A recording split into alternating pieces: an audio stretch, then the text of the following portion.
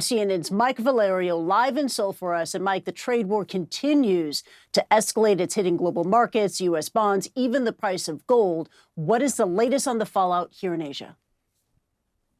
Well, the markets have closed in our time zone, Kristie, here in Seoul and in Tokyo. Seoul down about 0.5%, the Kospi, Tokyo and the Nikkei down very close to 3%. We did see a rally as the markets are still open in Hong Kong and in Shanghai, solid gains there. But in terms of why we have these solid declines in Seoul and Tokyo, two reasons. A, investors and traders are realizing that even though the White House is signaling optimism that D.C. does want to make a deal with both Seoul and Tokyo, it could take a minute, and by a minute we mean some time, for a complex trade deal to come together. And you know, a lot of the tariffs that were on that big poster board introduced at the White House Rose Garden the other day, those are on hold for 3 months.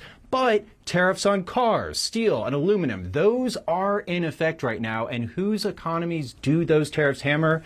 Look no further than here in South Korea and in Japan. So something that could help make a deal. Turmoil in the U.S. bond markets. Let's go to the graphic. 30-year Treasury yields up to 4.95%, the largest weekly increase since 1982, according to Reuters, and our John Liu working the phones and crunching the numbers in Hong Kong. Why that matters, Kristie, is because usually when the market tanks, people go to the havens of U.S. Treasuries, the bond market. But right now, we're seeing people sell those bonds to compensate for the losses that they're accruing in equities. And frankly, a lot of investors are not trusting the word and the safety of the United States government anymore. So speaking to that is former Treasury Secretary Janet Yellen. And on the other side of the soundbite, we're going to hear from Trump ally Kevin O'Leary, a prominent Canadian businessman. And you might recognize him as a host of Shark Tank. Listen to both of these opposing points of view.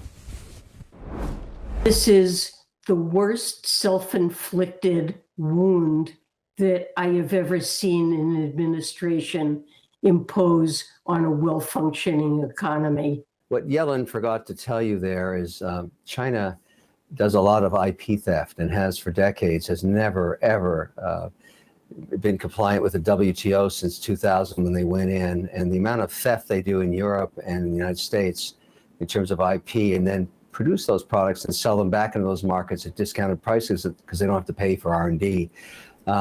It's beyond abusive.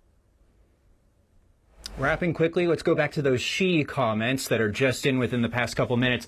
He is being quoted by Chinese state media, President of China, saying that China and the EU should, quote, work together to oppose unilateral bullying. So the headline there is that China is trying to work with the EU to combat and confront U.S. tariffs. Nowhere in that readout, Kristie, is there Xi saying, you know what, I'm going to hop on the phone with President Trump.